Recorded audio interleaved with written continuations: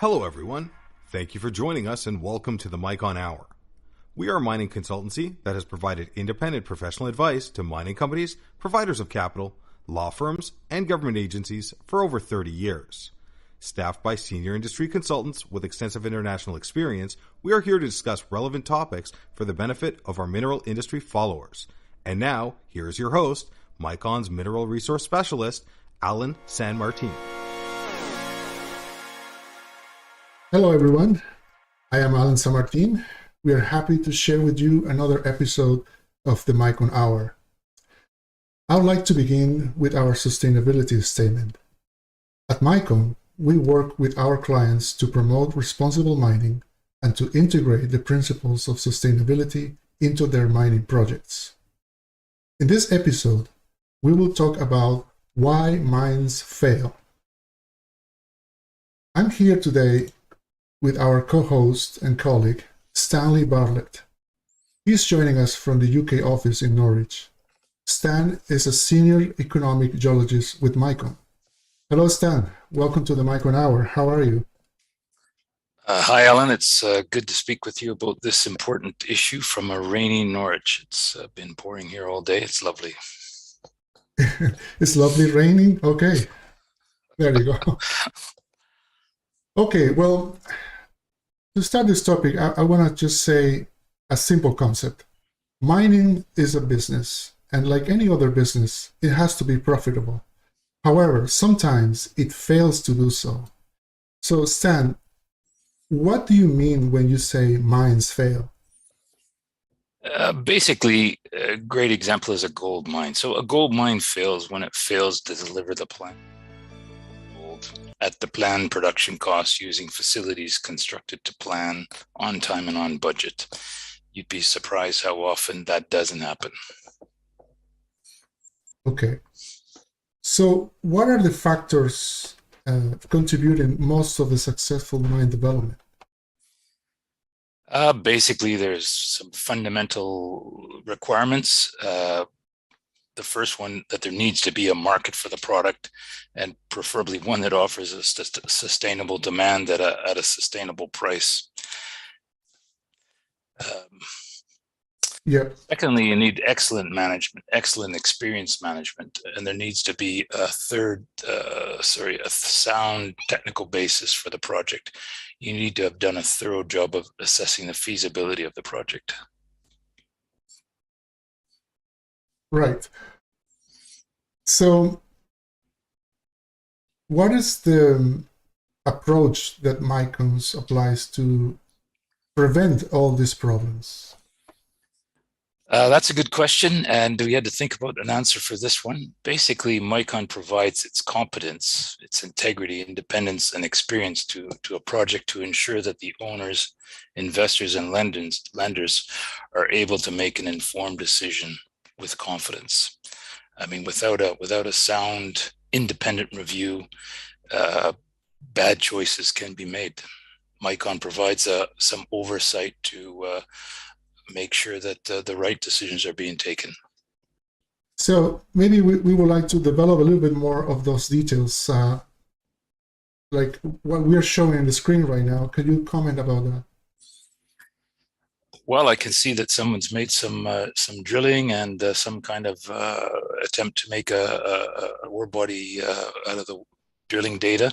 Obviously, you need to make a correct interpretation of the ore body and the best model possible. Yeah. And now, what you can say about top cutting and management of grades?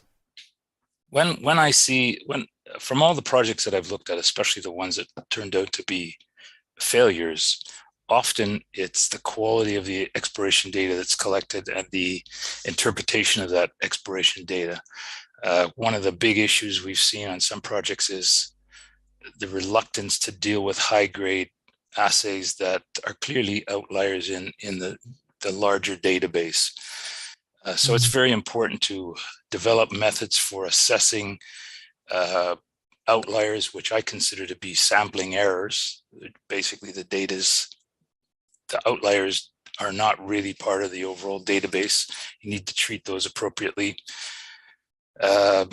This image shows the alternative ways you can interpret drilling data, and a sound understanding of the geology of the ore body leads to the correct interpretation. And obviously the one on the right is not the one you should achieve. Okay. Yeah, so it has to do with the knowledge of the geological framework of each deposit. And now with grade interpolation, which is, to do the actual value of what is in the rock, what can you tell us about that? Well, these are examples of spectacular failures that we've worked on in the past, and they basically show extreme bias of the way the database was interpolated into the block model. The two images in black are from the same ore body, and they basically show that some extreme bias has been applied to the way the data was used. And in this instance, the grade interpolator, the geologist, made a model and then decided that everything above 0.6 should be considered as ore. And then he went and reinterpolated that block model using only data above 0.6. And it gave an extreme bias. And it's really the most ridiculous resource model we've ever seen.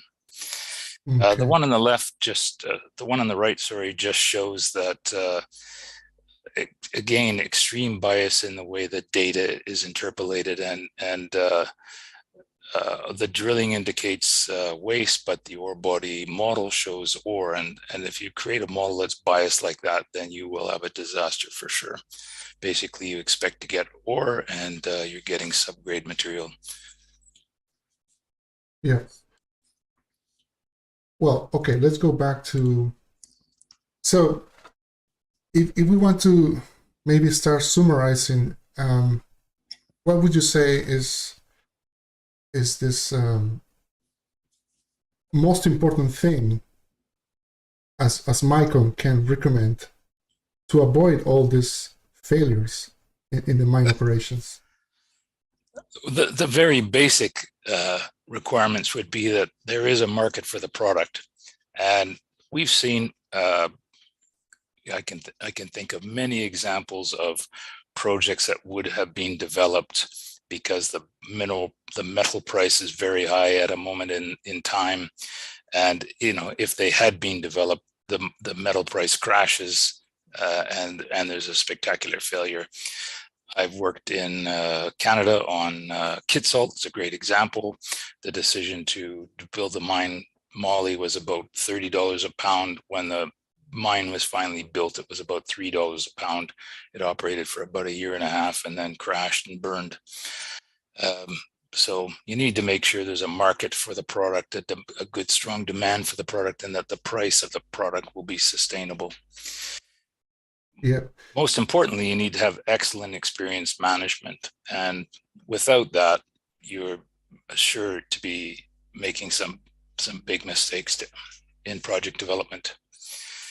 And then finally, another fundamental thing would be to make sure that there's a sound technical basis for the project. In other words, you haven't cut any corners on the various feasibility studies and engineering studies that go to project design before construction. Okay. Do you want to say something else before we open for questions from the public? When I wrote the paper, one of the big issues at the time from some of the projects that we were involved in was this notion of operational readiness. And that's basically spending some money up front to make sure that the plant is built properly, that it's going to function properly, that it's been tested before commercial production begins, that the employees are properly trained, that everybody knows what their role is, so that on day one, you hit the ground running. And I was very lucky to have worked on a project in Chile where we hit full production in the first month of operations. And I didn't realize at the time how well we had planned and how conservative we were in our approach to the project, and how thorough we were in all of the scoping studies, pre-feasibility, feasibility, basic and detailed engineering studies that we were when we achieved full production in the first month. And a lot of people were patting us on the back and saying what a great job we'd done, but we just didn't realize that that wasn't the way that you do things. And what we've seen subsequently is a lot of cutting corners, a lot of making assumptions about processing, how ore will behave, how ore will be uniform instead of how variable it can be. And so basically not doing very thorough studies. Yeah. All right. So we're going to ask our audience to come with some questions. Please go ahead now. If any of you joining us would like to ask questions.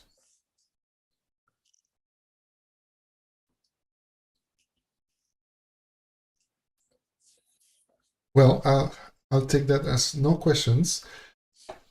Stan, I thank you for being here with us and sharing this important topic, and most importantly to allow our audience to realize how important it is to study a deposit thoroughly and how Micon can help you to get there in a backup by experience, integrity, and the independence that will assure the investors of any mineral property the confidence that they are doing the right thing. So thank you so much, everyone, for being here with us today. We are now ending this episode. Thank you.